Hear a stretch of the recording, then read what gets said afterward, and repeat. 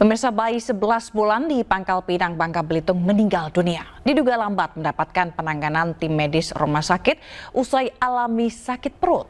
Orang tua korban histeris karena kecewa dengan tim medis yang dianggap lalai.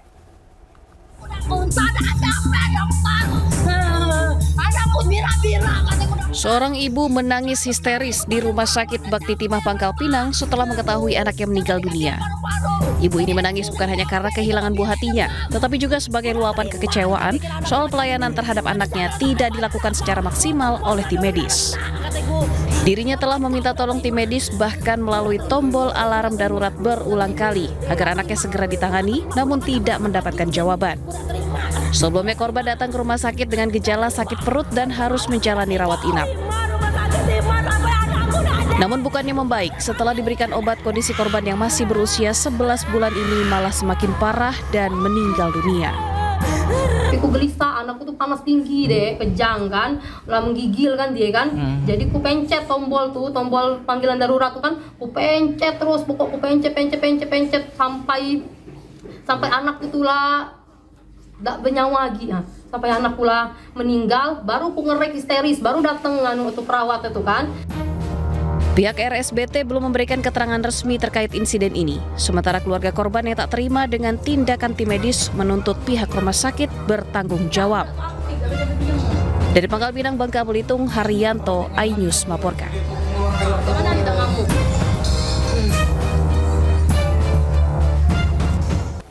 Bisa pasca aksi unjuk rasa, aktivitas di Pasar Senen, Jakarta Pusat kembali normal. Sepinya pasar selama aksi unjuk rasa membuat para pedagang merugi. Berikut liputan rekan Jessica Winoto dan juru kamera Muhammad Zulkarnain.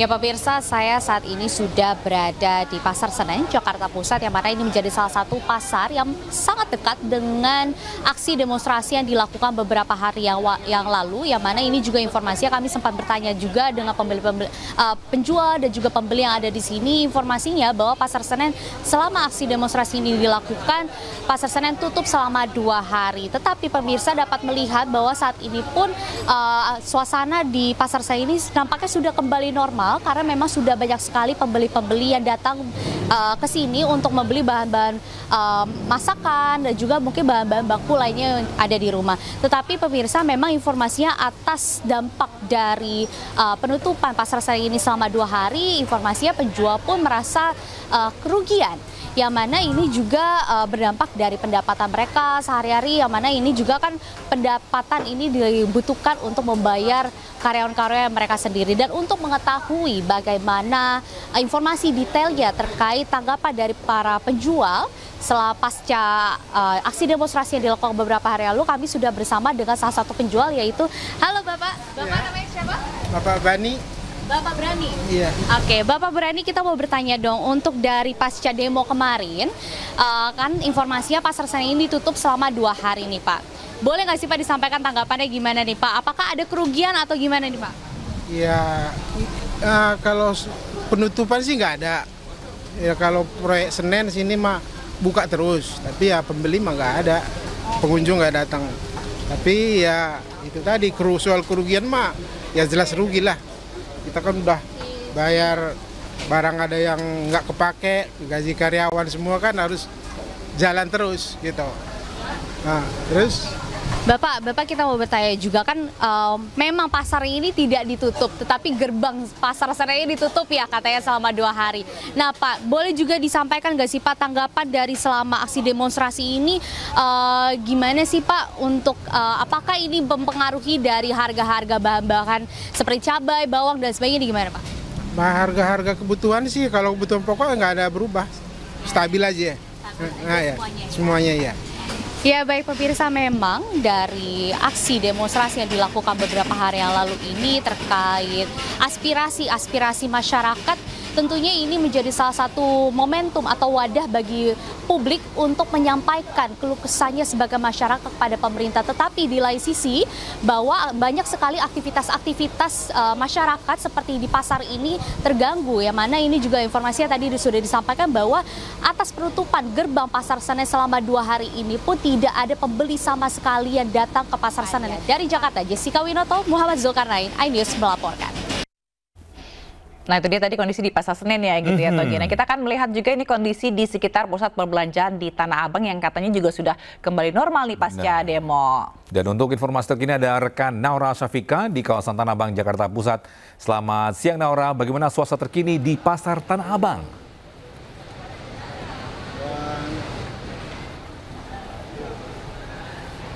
Ya, selamat pagi Zila dan juga Togi dan pasti pemirsa. Di pagi hari ini untuk situasi di Blok A Pasar Tanah Abang memang sudah terlihat kembali normal. Beberapa aktivitas baik dari pembeli dan juga penjual sudah melakukan transaksi sedari tadi pagi. Dan memang pada hari ini juga terlihat sekali beberapa toko sudah kembali buka.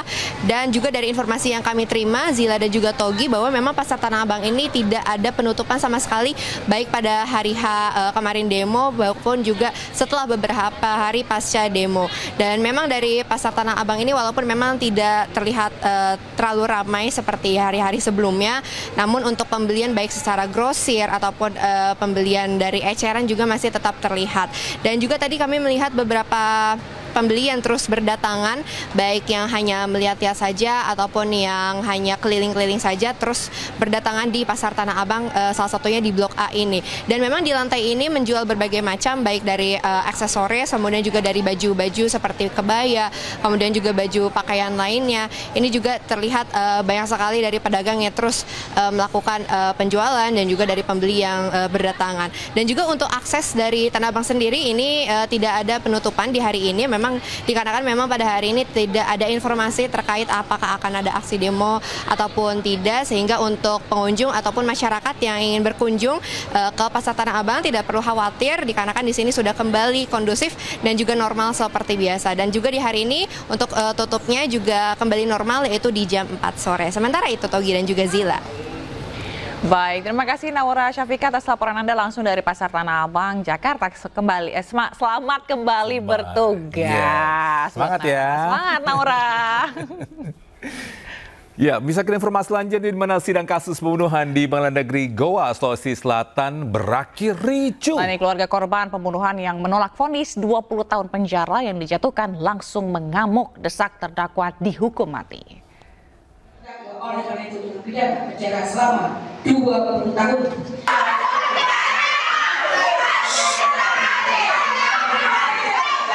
Kericuhan terjadi saat Majelis Hakim Pengadilan Negeri Sungguh Minasa Goa, Sulawesi Selatan membacakan putusan 20 tahun penjara terhadap Jibril, pria terdakwa kasus pembunuhan. Keluarga korban yang tidak terima vonis 20 tahun penjara langsung mengamuk dan menangis histeris.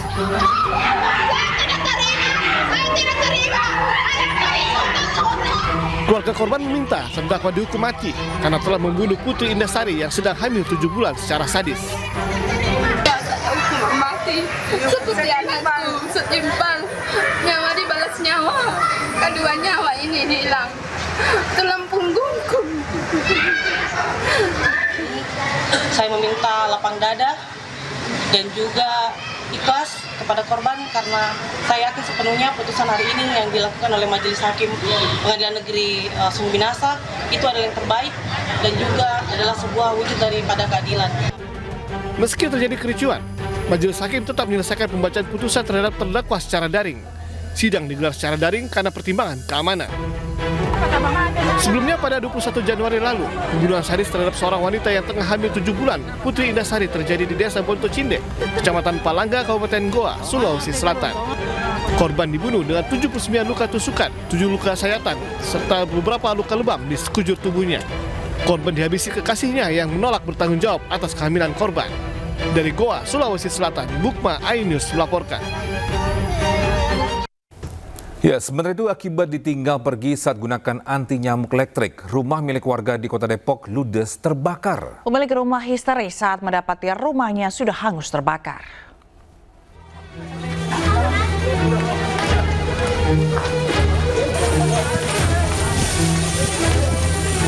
Kebakaran menghanguskan rumah warga di Gang Belimbing 3, Pancoran Mas, Kota Depok, Jawa Barat.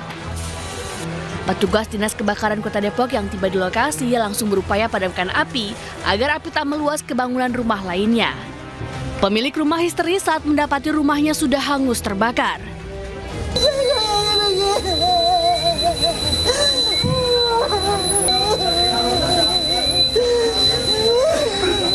Jalan yang sempit sempat menyulitkan petugas pemadam kebakaran.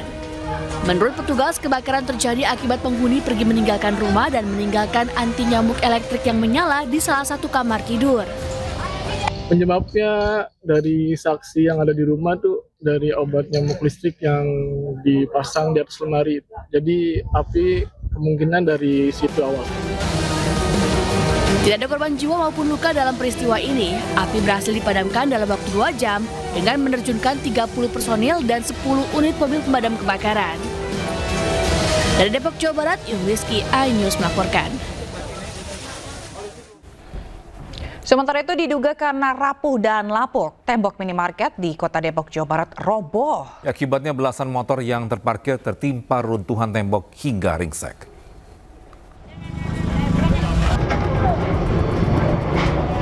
Kondisi halaman minimarket di Jalan Pekarupan, Cimanggis, Kota Depok porak-poranda.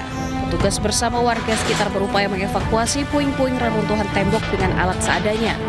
Tembok minimarket roboh menimpa sekitar 11 unit sepeda motor, pengunjung, dan pegawai yang sedang terparkir.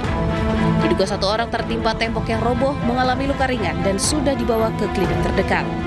Dugaan tembok roboh karena konstruksi yang rapuh dan sudah tua.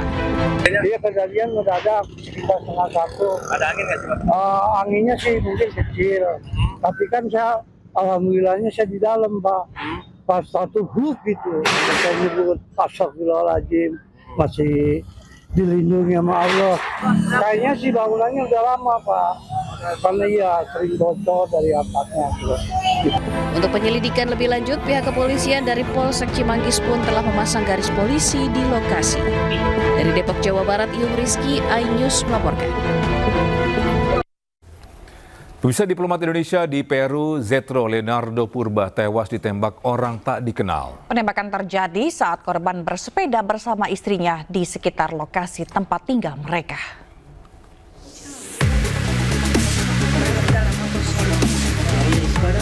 Penembakan seorang diplomat Indonesia di Peru terjadi saat korban sedang bersepeda bersama istrinya di kawasan permukiman distrik Lince, Peru pada Senin waktu setempat.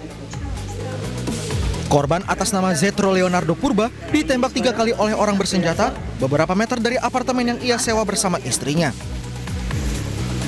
Usai ditembak, Zetro dibawa ke klinik Javier Parado, namun nyawanya tidak tertolong. Sementara pelaku langsung melarikan diri bersama seorang rekannya dengan sepeda motor. Insiden penembakan yang menewaskan seorang diplomat Indonesia di Peru dibenarkan oleh Menteri Luar Negeri Sugiono. Pimpinan Kementerian Luar Negeri merasakan duka yang begitu mendalam. Kami sudah menyampaikan kepada pihak Kementerian Luar Negeri Peru dan kepolisian di sana untuk bisa menyelidiki kasus ini hingga tuntas. Kami juga sudah melakukan pembicaraan lewat telepon kepada Ibu Priscilia, istri almarhum, dan juga kepada Duta Besar Ricky di Lima. Selain menyampaikan duka cita kepada keluarga, Menlu Sugiono menyebut telah meminta kepolisian setempat untuk mengusut tuntas aksi penembakan itu.